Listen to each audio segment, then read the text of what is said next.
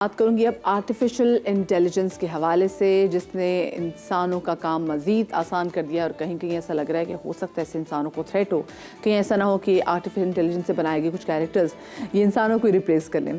तो ज़िंदगी के तमाम शोबों में इसको शामिल करने की अब कोशिश की जा रही है। मसनूई ज़हानत की इस खसूसियत से फ़ायदा उठाते हुए गुलकार शराज उपल ने आर्टिफिशियल इंटेलिजेंस के ज़रिए लड़की की आवाज़ में गाना भी गवाया है।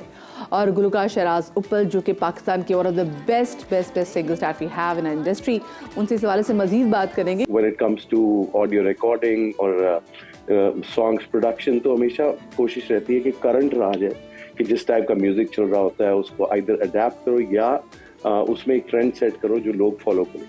तो AI तो काफ़ी देर से मतलब डिफरेंट चीज़ें यहाँ पे कर रही थी, बट आई थॉट कि मैं जो भी टेक्नोलॉजी आती है I try to grasp the gist of it, के ये किस बारे में, इसमें मैं क्या कर सकता हूँ, if I can play any role in it. तो AI तो स्पेशली जब से AI वीडियोस आए, AI ऑडियो आया, तो ऑडियो में आई वाज थिंकिंग कि यार यहाँ पे हमारे जो फीमेल सिंगर्स हैं पाकिस्तान के अंदर, उसकी थोड़ी स्केर्सिटी है। अगर अपने हमसाया मुल्क की हम बात करते हैं तो उसमें फीमेल सिंगर्स बहुत है, बट यहाँ पे कम है, कोई 2-3 हैं जो ज्यादा गाने गाती है। तो मेरी कोशिश थी कि अच्छा चलो AI में कुछ जिस तरह की आवाज मेरे गानों को, एक परसेप्शन होती है हर म्यूजिक डायरेक्टर की कि जिस तरह का वो गाना बनाता है एग्जैक्टली उस तरह की अगर आवाज मिल जाए तो वो बहुत सूटेबल होती है गाने के लिए। तो आई मेड अ सॉन्ग और उसके लिए मुझे समझ नहीं आ रही थी। आई ट्राइड 2-3 सिंगर्स, मैंने कहा यार ये जो मेरी परसेप्शन थी और जो मेरा एक बेंचमार्क है वो पूरा नहीं हो रहा है, तो let's try to create an AI voice. तो फिर मैंने बिकॉज AI वॉइस जब आप क्रिएट करते हैं, टेक्नोलॉजी तो ऑफ कोर्स वेस्ट से आ रही है, और लेकिन इसमें टेक्नोलॉजी से बहुत लोग कहते हैं कि जी इससे तो इंसानों को बड़ा नुकसान होगा, ये होगा वो होगा, बट इसके पीछे जब तक इंसान देखिए कमांड्स जो हैं AI को वो इंसान ने देंगे, तो it totally depends on the people what commands do they give to AI। तो अगर वो कमांड देने वाला सही हो तो वो अपने मुताबिक, बल्कि थ्रेटन होने की बजाय वो अपना काम ले सकता है AI से ना, और तरह तरह के काम। you're absolutely right। लेकिन बट इट्स वेरी डिफरेंट। ये अपनी नौयत का एक पहला गाना हम पाकिस्तान की हिस्ट्री में देख रहे हैं। मैं तो ऑलरेडी इसको इमेजिन कर चुकी हूँ कि पाकिस्तानी शादियों में, पाकिस्तानी के इंडियन शादियों में भी जिस तरह से गाना ये रॉक करेगा।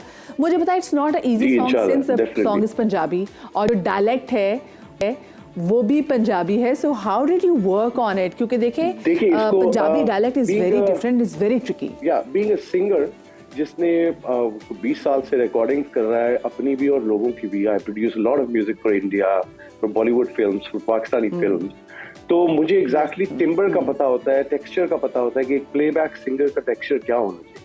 तो बहुत सारे सिंगर्स को मैंने रिकॉर्ड किया, फीमेल सिंगर्स भी जिसमें बहुत है, उनको गाइड किया कि नहीं इस वर्ड को ऐसे गाना, because I am very particular about the dialect और the accent and the right pronunciation of the word. तो मेरी कोशिश हमेशा ये होती है कि यार जो एक्सप्रेशन है उसका और जो वर्ड की अदायगी है वो बिल्कुल प्रॉपर हो। तो इसको ट्वीक करने में इट टुक मी 3-4 मंथ्स, जिसके अंदर मैंने पिच परफेक्ट किया, इसकी आवाज ट्वीक की जिस तरह से मुझे चाहिए थी, टेक्सचर इसका एक्सप्रेशन। तो उसको करने में एक तो मजा बहुत आया इस प्रोसेस के अंदर। शुरू में तो मुझे लग रहा था it won't be possible, but I am a person who sort of never gives up. तो I kept on trying and trying और उसकी पिच परफेक्ट करते, लोग पलक संवारते हुए it took me 3 to 4 months and finally I got the result, जो अभी तक बहुत सारे लोग यकीन नहीं करते, कहते ये AI हो नहीं सकता।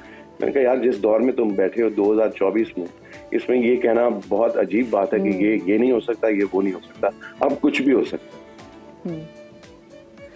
ओह यू आर एब्सोल्युटली राइट, कुछ भी हो सकता है। यकीन माने मैं जब आपसे बात भी कर रही हूँ तो मुझे मेरे रोंगटे भी इसलिए खड़े हो रहे हैं क्योंकि देखिए I am Punjabi, so I know कि मुझे आई am very particular about dialect. मुझे लगता है कि जब लोग गाते हुए ना कहीं ना कहीं डायलेक्ट खराब कर देते हैं, but the way she has sung it, she जी तो इट हैज वो कहते हैं कि मट्टी की खुशबू समहाउ उसके अंदर, मतलब ये मैं ये सोची कि एक आपने कैसा कैरेक्टर बनाया, एक आवाज़ बनाई और उस आवाज़ के अंदर आपने मट्टी की खुशबू डाल दी। जैसे हमारी हमसाया मुल्क की एक बड़ी आजकल बड़ी यंग सिंगर है नेहा भसीन, सो उनकी आवाज़ भी जब वो गाती, टप्पे गाती, तो मट्टी की खुशबू मतलब आपको फील होती है। तो ये आपने एग्जैक्टली वैसा काम किया ना। मुझे I really like the raw voices. एक स्वीट वॉइस होती है जैसे श्रेया घोषाल के, ये पाकिस्तान में अगर हम बात करें तो हमारे पास भी फीमेल सिंगर्स हैं जो स्वीट वॉइसेस में गाती हैं, बट रॉ वॉइसेस बहुत कम एग्जिस्ट करती है, स्पेशली इंडिया में। I love the voice of Rekha Bhardwaj, उन तो रॉ वॉइसेस की कमी थी, जी, तो आई क्या वांटेड टू खूबसूरत क्रिएट आवाज़ अ है। Raw voice but in Punjabi, कि जो पंजाबी में मतलब फोकस पंजाबी हो।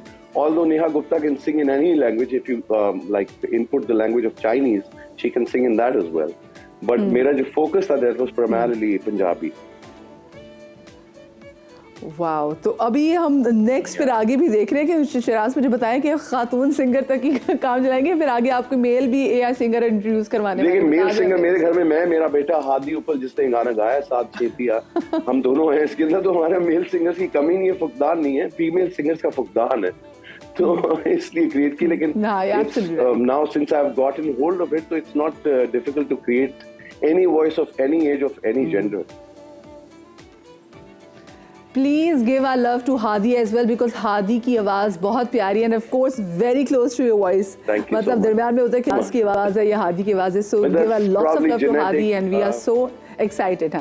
हाँ, of course it is, of course it is. बहुत शुक्रिया जी, शहराज उप्पल हमारे साथ मौजूद थे, और क्या बेहतरीन शहराज उप्पल सिंगर, क्या बेहतरीन कंपोज़र, और उसके बाद for the very first time in the history of Pakistan and India music के एक एआई फीमेल सिंगर की आवाज़ तख्लीक की गई है, और जो पहला ही गाना है डैट इज़ पंजाबी। और मैं क्योंकि बोली थी कि ट्रिकी, क्योंकि अक्सर आपने देखा ना अपने आसपास के लोगों को जब वो पंजाबी बोलने की कोशिश करते हैं तो बड़ा लहजा बिगाड़ के बात करते हैं। इट्स अ ब्यूटीफुल बोली, बड़ी खूबसूरत ज़बान है, तो आपको होता है कि हाँ भी हर ज़बान का अपना एक तकद्दुस होता है, तो आप उसका मजाक ना उड़ाएं, आप उसको वैसे बयान करें जैसे कि वो है।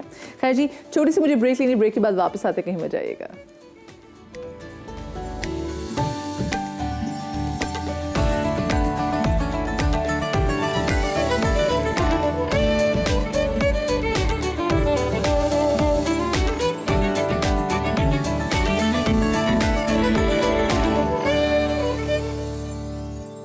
जी, welcome back after the break. और ब्रेक के बाद नहायत एक अफसोसनाक खबर जो कि कल हमने सोशल मीडिया पे देखी भी है, वो खबर आई और उसके बाद तमाम तो जो लोग हैं वो काफ़ी सुरदा भी हो गए। वो अफसोसनाक खबर थी मुमताज़ अदाकार खालिद भट्ट साहब के हवाले से, जो कि गुज़श्ता रोज़ तवील अलालत की वजह से इंतकाल कर गए। और खालिद भट्ट अपनी तर्ज के एक बेहद मुनफरिद फ़नकार थे, जिन्हें 1970 में अपनी फ़नकाराना ज़िंदगी का आगाज़ किया। उनकी मशहूर ड्रामों में बूटा फ्रॉम टोबा टेक सिंह, लंडा बाज़ार शामिल है। इन दिनों उनका एक ड्रामा सीरियल खई एक निजी चैनल पे भी ऑन एयर हो रहा है, और अब से एक और उनका एक चैनल, वो एक और निजी चैनल पे जो कि इसका नाम जीवन नगर, उसमें भी बेहतरीन। और अभी तो स्पेसिफिकली जो उन्होंने खई में जो उन्होंने किरदार अदा किया है, एक तरीके से उनका आखिरी, अगर देखा जाए ज़िंदगी का आखिरी ड्रामा था, जिसमें काफ़ी ज़्यादा बीमार थे, लेकिन बीमारी के बावजूद भी वो उन्होंने अपनी कमाल अदाकारी के जौहर दिखाए। और अक्सर मैं ये लोगों को देख रही थी कि जो फिल्म और ड्रामा क्रिटिक्स हैं वो ये कह रहे थे कि इससे कमाल जो है ना एक्टिंग उन्होंने शायद अपने करियर में कभी नहीं किया। और वो उन्होंने बता दिया, खैर एक्टर तो कमाल के थे, उन्होंने बता दिया कि देखो मैं क्या कुछ कर सकता था और मुझसे क्या कुछ है, मतलब मेरे पास कौन कौन सी फील्ड थी, मैं कहाँ और एक्सप्लोर कर सकता था। तो खैर अल्लाह पाक उनके दर्जात बुलंद करे। और आज नमाज असर के बाद उनकी नमाज जनाजा भी अदा की जाएगी, तो इस हवाले से भी आपको हम अपडेट करते रहेंगे समा के प्लेटफॉर्म से। खैर जी, अहम मसले के हवाले से बात करनी है, और हम अक्सर ये बात करते हैं कि दिल के अमराज जो हैं, पहले ये प्रेडिक्ट किए जाते थे कि जी उस शख्स को दिल का मर्ज़ होगा, लाहक होगा, जो कि जिसकी उम्र 40 साल से ज़्यादा होगी, 45 साल होगी, 50 होगी। अच्छा जी, क्योंकि शुगर जो होती है वो लोगों को 40 साल के बाद होती है,